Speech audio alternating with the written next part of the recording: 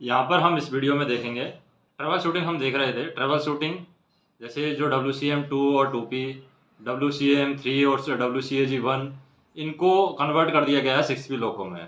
तो इनका trouble shooting हम देख रहे थे डीजे नॉट मेंटेनिंग, यानी कि ऐसे डीजे ट्रिपिंग का हम ट्रबल शूटिंग देख रहे थे। तो डीजे ट्रिपिंग की ट्रबल शूटिंग में हमारा एक लास्ट का ट्रबल शूटिंग बचता है कि अगर हमारा डीजे ट्रिप होता है और डीजे ट्रिप होने के बाद में क्या होता है, जैसे टारगेट वाला डीजे ट्रिप हमने देख लिया।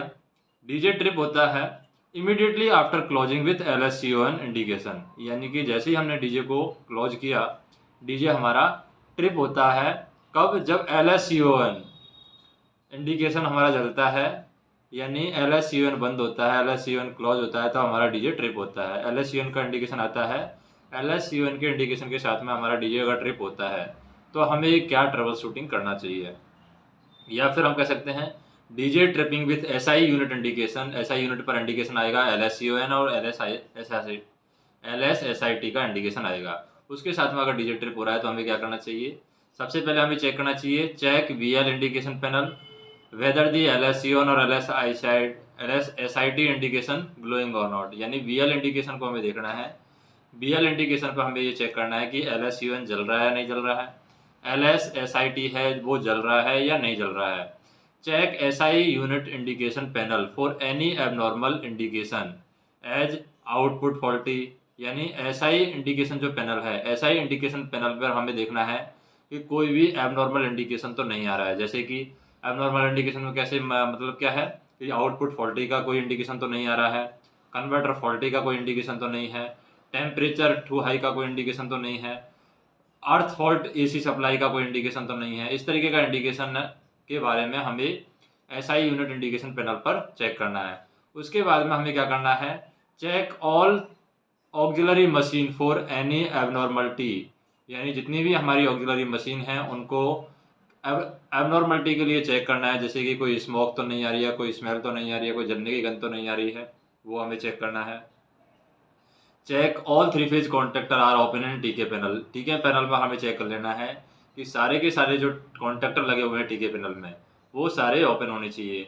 उसके बाद में हमें चेक करना है put all auxiliary program switch on 0, यानी जितने भी हमारे पास में ऑक्सिलरी प्रोग्राम के स्विच हैं, ऑक्सिलरीज के जितने भी हमारे पास में प्रोग्राम स्विच हैं उनको हमें 0 पर रख देना है।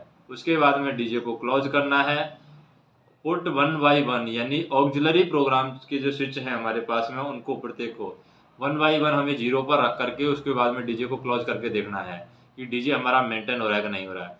जिसके थ्रू हमारा डीजे मेंटेन हो जाएगा उसको हम क्लोज रखेंगे, यानी उसको हम 0 पर रखेंगे, उसको हम आइसोलेट कर देंगे, उस ऑक्सिलरी को हम आइसोलेट कर देंगे।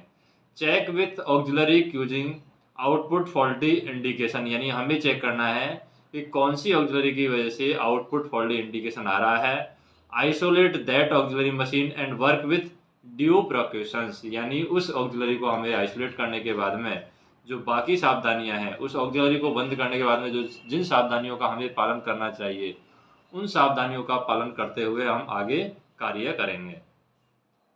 अब है यहाँ पर ट्रबल शूटिंग से रिलेटेड ही कि जो हमारे पास में डिफरेंस क्या है, ट्रबल शूटिंग में डिफरेंस क्या है। AC कन्वर्टेड जो लोको है हमारे पास में, AC कन्वर्टेड लोको मतलब WCM2, WCM3, WCG1, ये AC कन्वर्टेड लोको है। इनको हमने AC लोको है, यानी कि एक तो हमने कन्वर्टेड लोको हैं जैसे कि WCM3, WCM2, WCG1 है, इनको AC में कन्वर्ट किया गया है। और दूसरा हमारे पास में नॉर्मल AC लोको है। उन दोनों के बीच में ट्रबल शूटिंग से रिलेटेड डिफरेंस क्या है, तो ट्रबल शूटिंग से रिलेटेड डिफरेंस हम देखें इंडिकेशन पैनल में। अगर हम डिफरेंस देखें तो इंडिकेशन पैनल में हमारा जो AC कन्वर्टेड लोको है, AC कन्वर्टेड लोको में दिया हुआ है input voltage okay, output voltage okay, इनकी क्या है बत्ती दी हुई है, ये ग्रीन बत्ती है। इनपुट SI यूनिट पर है, input voltage okay, output voltage okay, control okay की बत्ती है। फिर कन्वर्टर फॉल्टी, आउटपुट फॉल्टी, अर्थ फॉल्ट AC सप्लाई, तो ये 7 बत्ती हो गई हमारे पास में। यानी 3 तो हमारे पास में ओके की हो जाती है, input voltage okay, output voltage okay, control okay, फिर कन्वर्टर फॉल्टी, आउटपुट फॉल्टी और अर्थ फॉल्ट AC सप्लाई। उसके बाद में टेम्परेचर टू हाई, उसके बाद में पुश बटन है, लैंप टेस्ट बटन है और रीसेट बटन है। इसी तरीके से AC लोको में हम देखें तो AC लोको में हमारे पास में इंडिकेशन पैनल पर इनपुट वोल्टेज ओके की जगह यहाँ पर इनपुट वोल्टेज इन रेंज आ गया। उसके बाद में जो आउटपुट वोल्टेज ओके है, यहाँ पर इंटरनल फॉल्ट आ सकता है, एक्सटर्नल फॉल्ट की इंडिकेशन पैनल पर होगा कि इंटरनल फॉल्ट है या एक्सटर्नल फॉल्ट है। SI unit okay, battery charger okay, अर्थ फॉल्ट बाईपास के लिए बटन दिया हुआ है, यहाँ पर अर्थ फॉल्ट बाईपास के बत्ती जलेगी, उसको बाईपास करने के लिए पुश बटन दिया हुआ है, रीसेट बटन दिया हुआ है। अर्थ फॉल्ट बाईपास से हम उसको बाईपास भी कर सकते हैं। दूसरा डिफरेंस इनके बीच में ये है एसी कन्वर्टेड लोको और एसी लोको के बीच में, कि जो एसी कन्वर्टेड लोको है हमारे पास में, एसी कन्वर्टेड लोको में Q100 रिले है, वो ऑक्सिलरी कंट्रोल सर्किट का प्रोटेक्शन करती है। कौन सी रिले? Q100 relay. लेकिन जो हमारे पास में एसी लोको है, एसी लोको के अंदर क्या है? क्यूकॉन रिले है। क्यूकॉन रिले वो हमारे ऑक्सिलरी कंट्रोल सर्किट का प्रोटेक्शन करती है। दूसरा, जो हमारे पास में एसी कन्वर्टेड लोको है, एसी कन्वर्टेड लोको में क्या है? QTD 101 और QTD 102 है, ये प्रोवाइडेड की गई है कंप्रेसर सर्किट के लिए। लेकिन हमारे पास में जो एसी लोको है, एसी लोको में सिर्फ QTD 101 है, वो कंप्रेसर सर्किट के लिए दी गई है। और इसी तरीके से हमारे पास में जो एसी कन्वर्टेड लोको है, एसी कन्वर्टेड लोको में क्या है? QTD 105, QTD 106 और QTD 107 है, वो ब्लोअर सर्किट के लिए दी गई है। जो एसी कन्वर्टेड लोको है उसमें 3 टाइम डिले रेल दी गई है, QTD 105, QTD 106 और QTD 107। जबकि हमारे पास में जो एसी लोको है, एसी लोको में सिर्फ एक रिले दी गई है, QSBM रिले दी गई है, जो कि ब्लोअर सर्किट में दी गई है। उसके बाद में एसी कन्वर्टेड लोको में हम बात करें, एसी कन्वर्टेड लोको में क्या है? ब्लोअर VLCPD है, वो ऑन कंडीशन में होना चाहिए। यानी ब्लोअर को अगर हमें स्टार्ट करना है एसी कन्वर्टेड लोको में, तो एसी कन्वर्टेड लोको में ब्लोअर को स्टार्ट करने के लिए VLCPD हमारा ऑन कंडीशन में होना चाहिए। जबकि जो एसी लोको है, एसी लोको में हमें VLCPD ऑन रखने की ज़रूरत नहीं है ब्लोअर को स्टार्ट करने के लिए। उसके बाद में अगर हमारा एसी कन्वर्टेड लोको है, एसी कन्वर्टेड लोको में अगर हम 6 नॉच ट्रिपिंग से बचना चाहते हैं, to avoid 6 notch tripping, ensure MBRS working और wait 42 second after DJ set, यानी डीजे सेट होने के बाद में 42 सेकंड हमें वेट करना है। किसके अंदर? एसी कन्वर्टेड लोको के अंदर। इससे क्या इंश्योर हो जाएगा? इससे इंश्योर हो जाएगा कि हमारा MBRH है वो काम कर रहा है। और अगर MBRH हमारा काम कर रहा है, इसका मतलब हम 6 नॉच ट्रिपिंग से बच सकते हैं। यानी अगर हमें ज़रूरत पड़ती है तो हम VLCPD को भी ऑन कर सकते हैं। किसके अंदर? एसी कन्वर्टेड लोको के अंदर। यानी एसी कन्वर्टेड लोको के अंदर डीजे सेट होने के बाद में 42 सेकंड वेट करना है, और इससे हम 6 नॉच ट्रिपिंग से बच सकते हैं। और इससे हम ये भी देख सकते हैं कि MBRH हमारा काम कर रहा है, और अगर हमें ज़रूरत पड़ती है तो हम VLCPD को भी ऑन कर सकते हैं। लेकिन अगर हम एसी लोको की बात करें, तो एसी लोको में हमें LSCHVA इंडिकेशन चेक करना है कि LSCHVA इंडिकेशन है वो बुझ गया है, इसका मतलब बैटरी चार्जर हमारा काम कर रहा है। BLBMT ऑन करने के बाद में एसी लोको में हम इंश्योर करेंगे कि LSCHVA बुझ गया है, और इससे हम ये पता कर सकते हैं कि हम 6 नॉच ट्रिपिंग से बच सकते हैं। यानी BLBMT ऑन करने के 10 से 12 सेकंड के बाद में हमारा, या 10 से 12 सेकंड के अंदर हमारा LSCHVA की बत्ती है वो बुझ जानी चाहिए। नेक्स्ट है 6 number, if any auxiliary machine grounded fault, ground earth fault AC supply indication will glow. यानी किसी भी ऑक्सिलरी मशीन के अंदर क्या होता है? ग्राउंडेड अर्थ फॉल्ट एसी सप्लाई इंडिकेशन जलता है किसी भी मशीन के अंदर। तो हम उस मशीन को क्या करेंगे? आइसोलेट करेंगे। Isolate auxiliary machine 1 by 1, if fault persist ask for assistant. यानी हम क्या कर सकते हैं? किसी भी ऑक्सिलरी मशीन की वजह से ग्राउंडेड अर्थ फॉल्ट एसी सप्लाई का इंडिकेशन जल रहा है, किसी भी ऑक्सिलरी मशीन की वजह से ग्राउंडेड अर्थ फॉल्ट एसी सप्लाई का इंडिकेशन अगर जल रहा है, तो हम 1 by 1 एक एक ऑक्सिलरी को आइसोलेट करते जाते हैं। और जिस ऑक्सिलरी को आइसोलेट करने से फॉल्ट हमारा जा रहा है, उसको आइसोलेट करके हम काम कर सकते हैं। लेकिन अगर फॉल्ट सारी ऑक्सिलरी को आइसोलेट करने के बाद भी अगर हमारा फॉल्ट नहीं जा रहा है, तो हम असिस्टेंट इंजन की मांग करते हैं।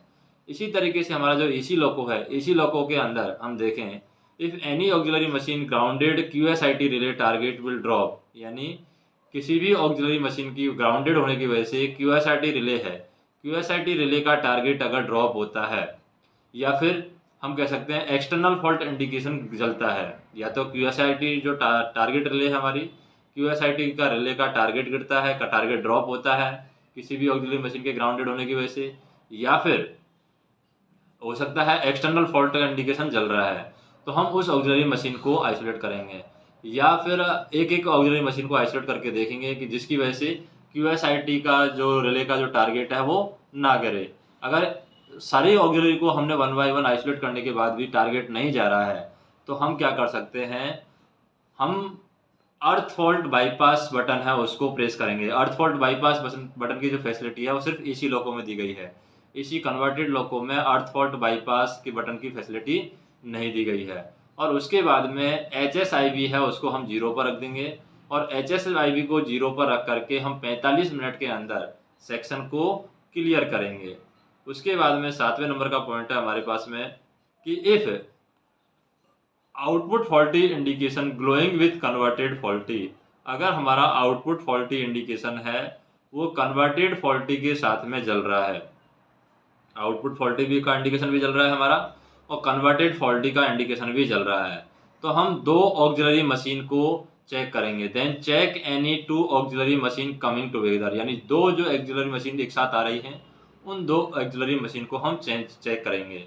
May be problem in QTD relay, हो सकता है QTD रिले में प्रॉब्लम हो, और सिंगल फेजिंग में प्रॉब्लम हो सकता है, या कोई 3 फेज कॉन्ट्रैक्टर है वो स्टैकअप हो सकता है, या कोई सिंगल फेज कॉन्ट्रैक्टर स्टैकअप हो गया है, या कोई 3 फेज कॉन्ट्रैक्टर स्टैकअप हो गया है। कब? जब हमें पता चलता है कि आउटपुट फॉल्टी के इंडिकेशन के साथ में कन्वर्टर फॉल्टी का इंडिकेशन भी आ रहा है, तो हम दो ऑक्सिलरी मशीन जो एक साथ आ रही हैं उनको हम चेक करेंगे। तो उनको जब हम चेक करेंगे तो या तो QTD रिले की वजह से प्रॉब्लम हो सकती है, या सिंगल फेज कॉन्ट्रैक्टर स्टैकअप हो गया उसकी वजह से प्रॉब्लम हो सकती है, या 3 फेज कॉन्ट्रैक्टर है वो स्टैकअप हो गया उसकी वजह से प्रॉब्लम हो सकती है, या वो वेल्डेड हो गए हैं। तो इसको हम क्या करना है, जो भी कॉन्ट्रैक्टर स्टैकअप हो गया है, जो भी कॉन्ट्रैक्टर वेल्ड हो गया है उसको रिमूव करना है और उस ऑक्सिलरी मशीन को आइसोलेट करना है, या वन बाय वन एक एक ऑक्सिलरी मशीन को आइसोलेट करके काम करना है, जिससे का फॉल्ट चला जाएगा, उसी को हम आइसोलेट करके काम आगे करेंगे। और इसी सेम ट्रबल शूटिंग के लिए अगर हमारे पास में एसी लोको में आती है यही सेम ट्रबल शूटिंग, तो हम सेम ट्रबल शूटिंग है वो एक्सटर्नल फॉल्ट इंडिकेशन है वो जलेगा इसकी वजह से, और इसकी वजह से हम क्या कर सकते हैं, सिंगल फेजिंग या फिर 3 फेज कॉन्ट्रैक्टर है उसको हम चेक करते हैं और उस ऑक्सिलरी मशीन को हम आइसोलेट कर सकते हैं। जिस ऑक्सिलरी मशीन की वजह से एक्सटर्नल फॉल्ट का इंडिकेशन जल रहा है उस ऑक्सिलरी मशीन को हम आइसोलेट कर सकते हैं। 8वीं प्रॉब्लम है हमारी, if temperature too high indication glowing, check Q1 MCV located below MVMT1 if found tripped, reset and work. यानी टेम्परेचर टू हाई का इंडिकेशन अगर जलता है तो AC कन्वर्टेड लोको के अंदर हम Q1 MCV है उसको चेक करेंगे।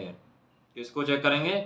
Q1 MCV को चेक करेंगे। अगर टेम्परेचर टू हाई का इंडिकेशन जलता है तो Q1 MCV जो MVMT2 के ऊपर लगी हुई है, यानी MVMT2 के नीचे जो लगी हुई है Q1 MCV, उसको हम चेक करेंगे। अगर वो ट्रिप आती है तो उसको हम रीसेट करके आगे कार्य करेंगे।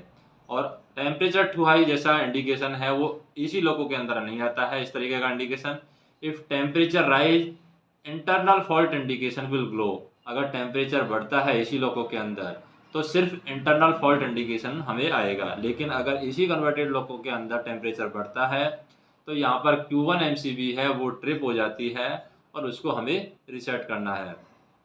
उसके बाद में नेक्स्ट प्रॉब्लम है, if converter faulty indication glowing permanent battery off and on then reset it okay then work. यानी कन्वर्टर फॉल्टी इंडिकेशन अगर जल रहा है तो हम क्या कर सकते हैं, परमानेंट जो बैटरी है उसको एक बार ऑफ करके ऑन करेंगे। अगर हमारा कन्वर्टर फॉल्टी का इंडिकेशन जल रहा है तो AC कन्वर्टेड लोको के अंदर हम बैटरी को एक बार ऑफ करके ऑन करेंगे और उसके बाद में उसको रीसेट करेंगे। अगर काम होता है तो ठीक है, नहीं तो लोको फेल कर देंगे।